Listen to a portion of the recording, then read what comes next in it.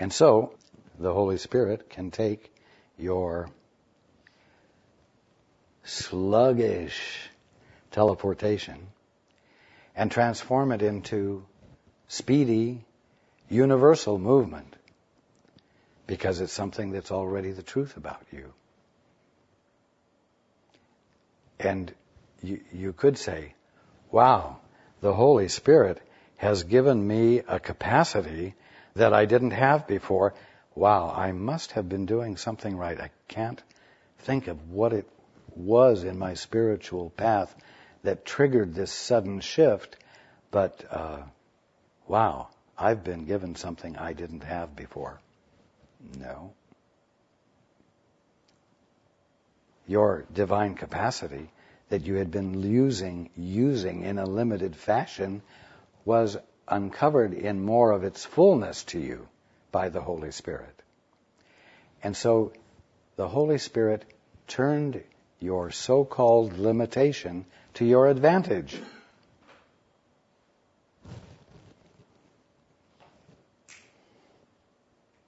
What He cannot transform to the will of God does not exist at all.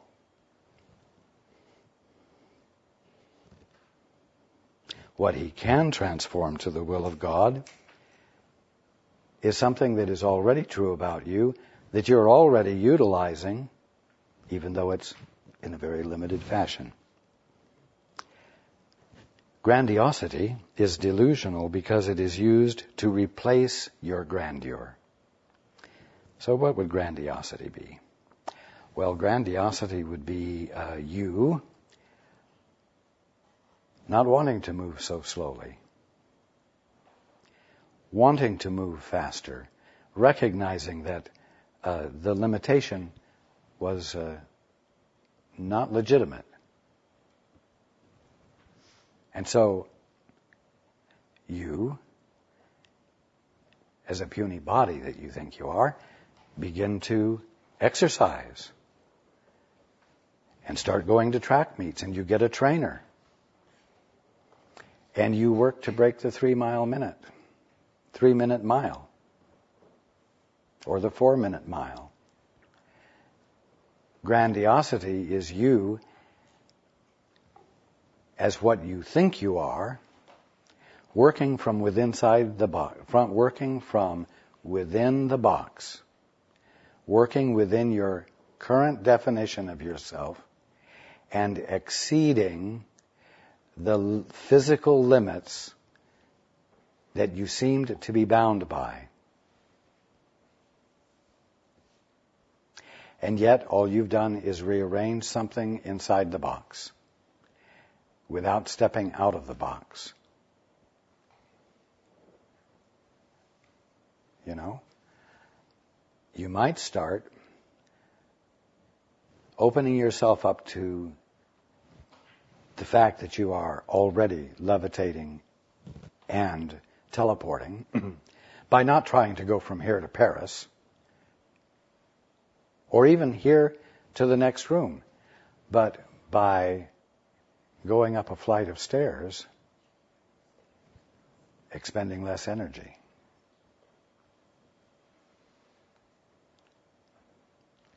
Because you're willing to go up the stairs without thinking that your body is carrying you up the stairs by virtue of physical energy. Just go up and down stairs, or engage in a physical activity that you engage in every day, like vacuuming or mowing the lawn. And have the inquisitiveness to see it happen with less physical effort and therefore less depletion.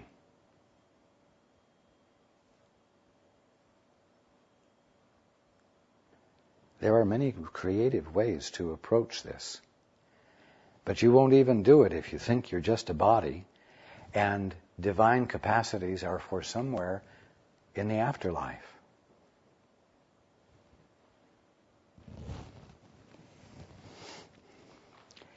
Grandiosity is delusional because it is used to replace your grandeur. In other words, the attempt to break the 4-minute mile, the attempt to come up with faster and faster jets, the ability through technology to develop a, quote, transporter, unquote, as in Star Trek, that will get you from one place to another instantaneously, is a form of grandiosity. Because it's an attempt to do something that's actually divine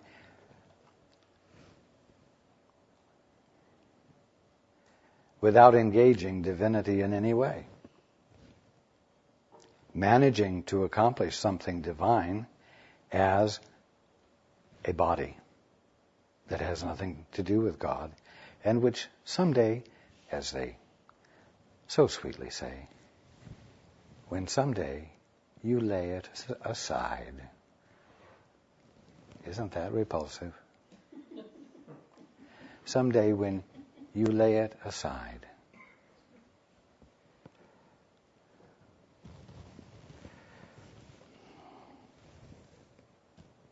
Grandiosity is delusional because it is used to replace your grandeur. Yet, what God has created cannot be replaced. God is incomplete without you because His grandeur is total and you cannot be missing from it. Now, this isn't some nice theoretical idea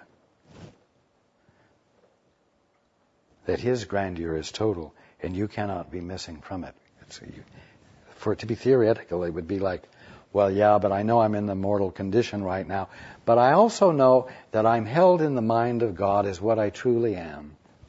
You know, the mind of God somewhere else, unrelated to this human condition that you're experiencing for the time being, until you gently lay your body aside. His grandeur is total, and you cannot be missing from it. That means you're not missing from it. Right now, you're not missing from it. You, right here, right now, are not missing from it. You are the presence of God, experiencing life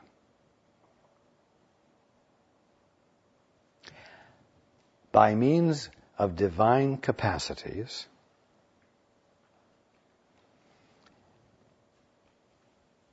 but giving it definitions that exclude their divinity.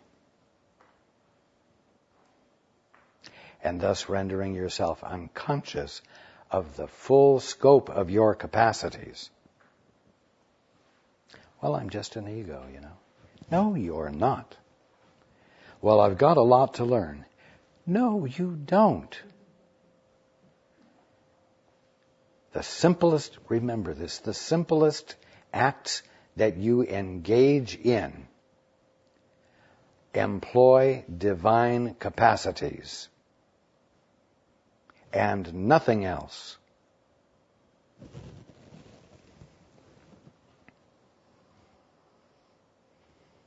His grandeur is total, and you cannot be missing from it. You are altogether irreplaceable in the mind of God. No one else can fill your part of it. And while you leave your part of it empty, by dallying with the ego, by playing with this fantastic idea that you exist independent of God, while you leave your part of it empty, your eternal place merely waits for your return, which is another way of saying it awaits your recognition of it. Not that you're going to journey back to it.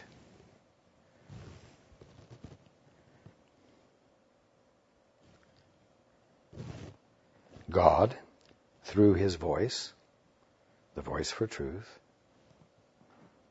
the Holy Spirit, that which is nothing more than your right mind, reminds you of it, and God Himself keeps your extensions safe within it. You know what? If you're going through every aspect of your day, employing divine capacities, then you are succeeding, even if it's in limited fashion, to be the movement that expresses the Christ that you are, that constitutes creation. And even though this happens unknown to you, all that you are expressing is held in trust for you to experience once you decide to open up your eyes and get a little bit bigger view.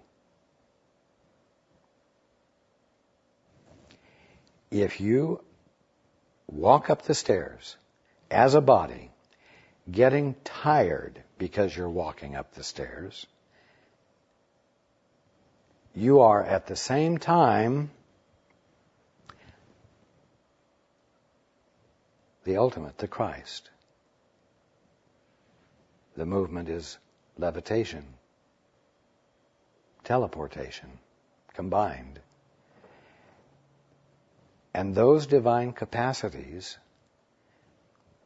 being used, if I may put it that way, constitute an affirmation or confirmation of God, an embodiment by virtue of it being an act of divine life.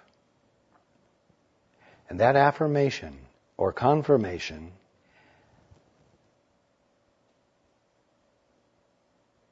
never fades. It is an eternal confirmation.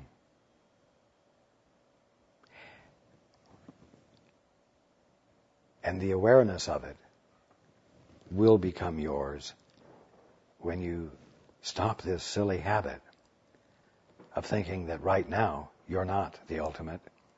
You really are just a body trudging up the stairs every day, and down the stairs, and up the stairs, and down the stairs, and stressing your heart, and moving yourself closer to the grave because your body is physical and doesn't have divine capacities of regeneration, and therefore, your daily activities are part of what they jokingly call the terminal disease called life.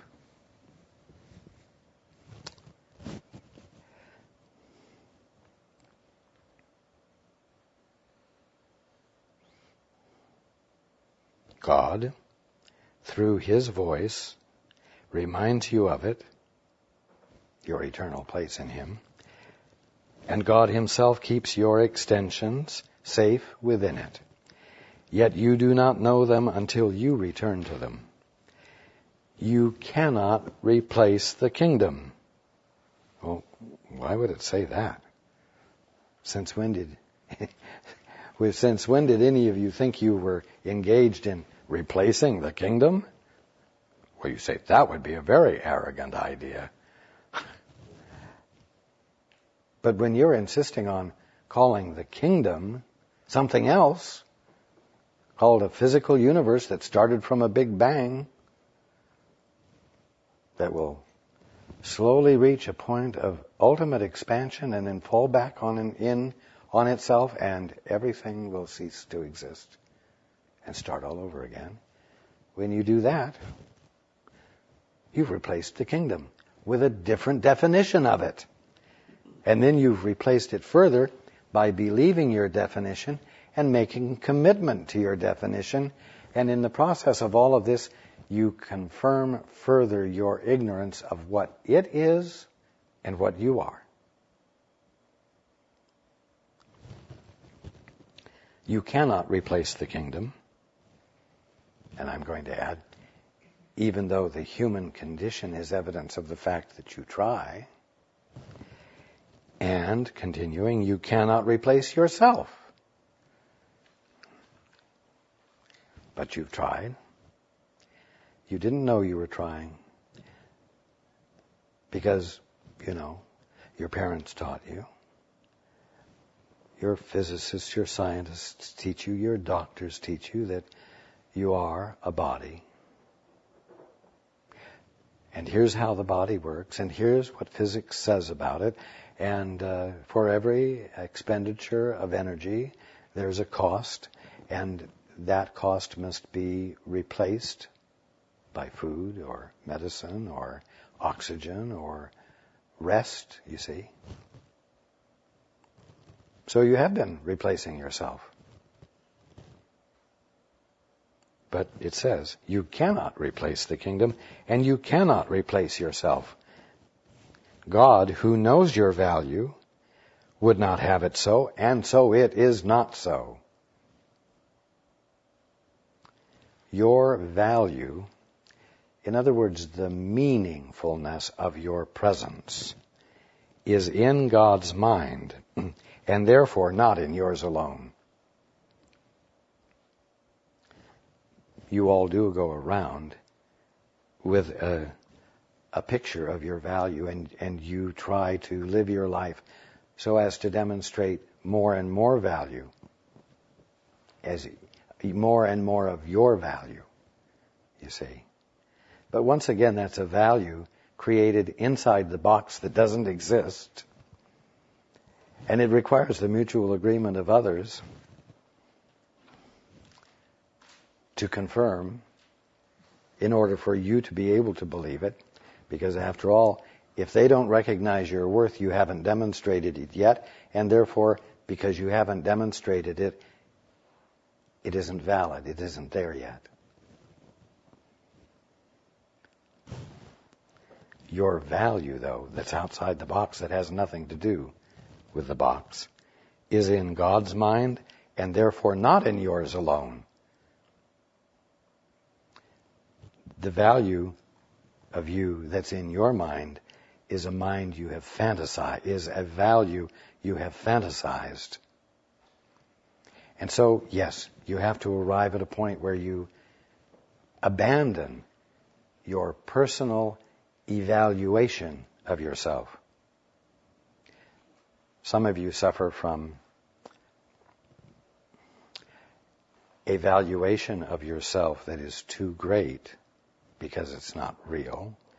And others of you suffer from a valuation of yourself that is too little.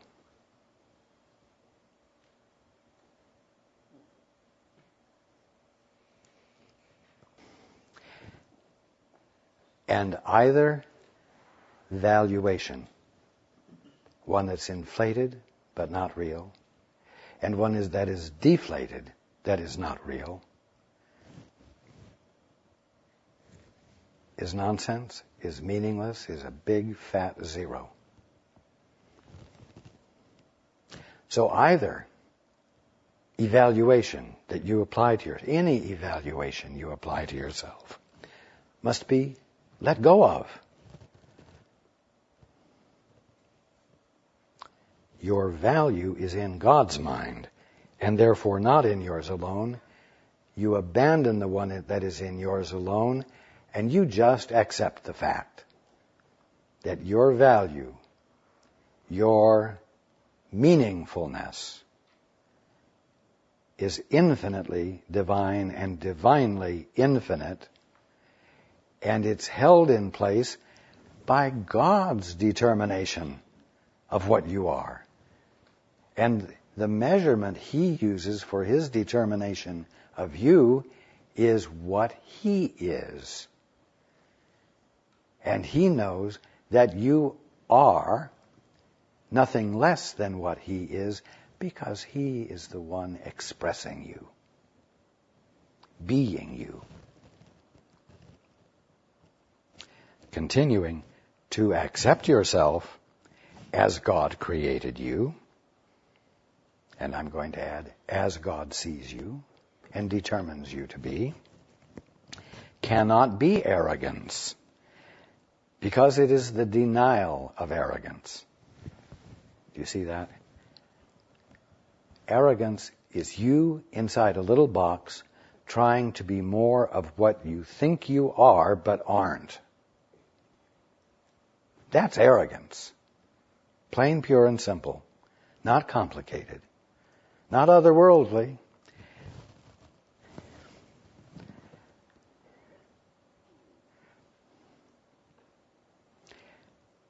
To accept your littleness is arrogant, because it means that you believe your evaluation of yourself is truer than God's. You say, well, but I didn't know that my evaluation, that I thought my evaluation of myself was truer than God's, because my parents told me what I was and everyone else tells me what I am. And indeed, to me it looks like that's what I am. And I don't remember ever in this lifetime determining to see myself in a different way from the way God was seeing me. Well, I'm sorry. You may not remember when you did it, but you did it. There was a point at which you said, but Father, I'd rather see it my way. I would like to explore the interesting experience of determining what things are and what I am. And so now, you're undoing it. Now you're undoing it because you are tired of the experience, and you are inviting in the voice for truth. You are inviting in my voice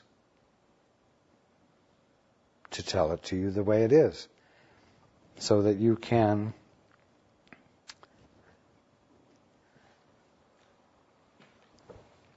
stop dallying with the ego. Now, continuing, it says, yet, if truth is indivisible, your evaluation of yourself must be God's.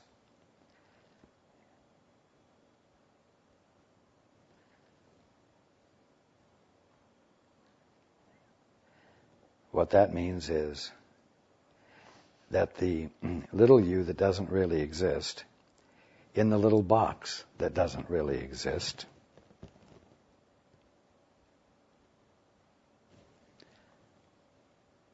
can't actually make an evaluation of anything, much less evaluate something that doesn't exist.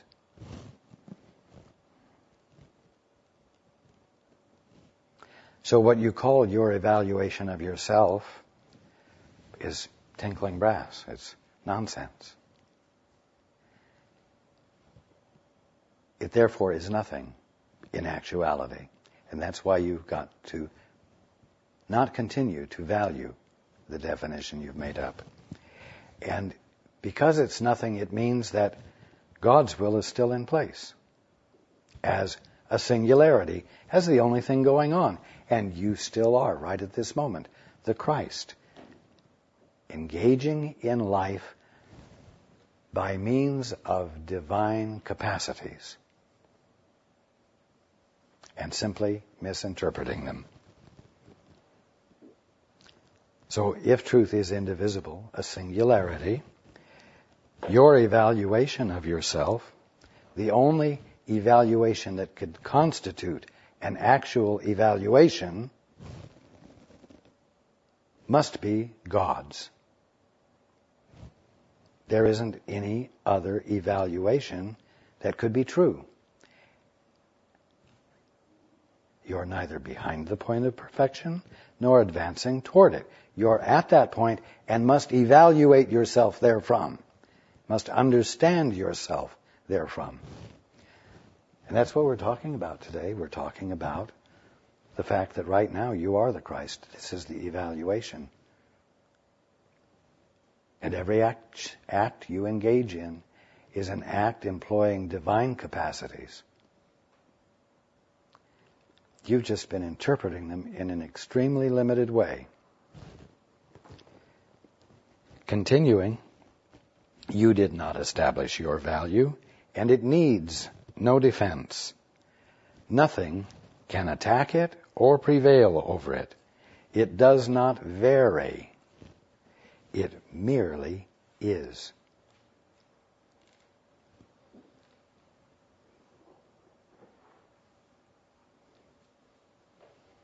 Ask the Holy Spirit what it is, and He will tell you. Oh, get that? You go where the answer is. Where do you go? To that which is nothing more than your right mind, the Holy Spirit. Isn't that utterly intelligent? Ask the Holy Spirit what it is, and He will tell you. But do not be afraid of His answer, for it comes from God. It is an exalted answer because of its source. Meaning that its source is not an imagined you inside an imaginary box that doesn't exist. It is an exalted answer because of its source, but the source is true, and so is its answer. Listen and do not question what you hear, for God does not deceive. The voice for truth is the voice for God. The voice for truth does not lie because it is the voice for God. And God tells the truth. God tells it as it is. That's what that means. Not the truth, but He tells it as it is. Simple as apple pie. Normal as apple pie. But radically different from the way you've been thinking about it. He would have you replace the ego's belief in littleness with his own exalted answer to the question of your being, so that you can cease to question it and know it for what it is.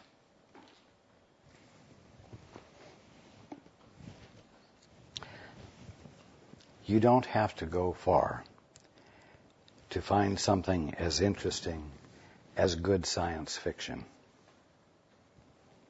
You don't have to go very far for experiences that are radically new and transformational.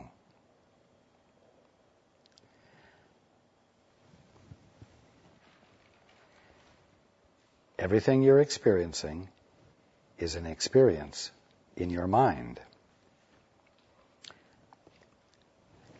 I'm not going to say a mind, because mind is not a noun, it's a verb. It's a movement of consciousness. Everything is in your mind. Everything is your mind in movement. And your mind in movement is the only mind there is in movement, which is God. So you don't have to go any further than your own mind to find God or yourself. And you don't have to go any further than your own mind, which means turning toward the altar, going to the place of excellence in you, and inquiring of the Holy Spirit, which is nothing more than your right mind, as to what the truth is. Understanding that the truth you're going to be told will have everything to do with everything you're already experiencing.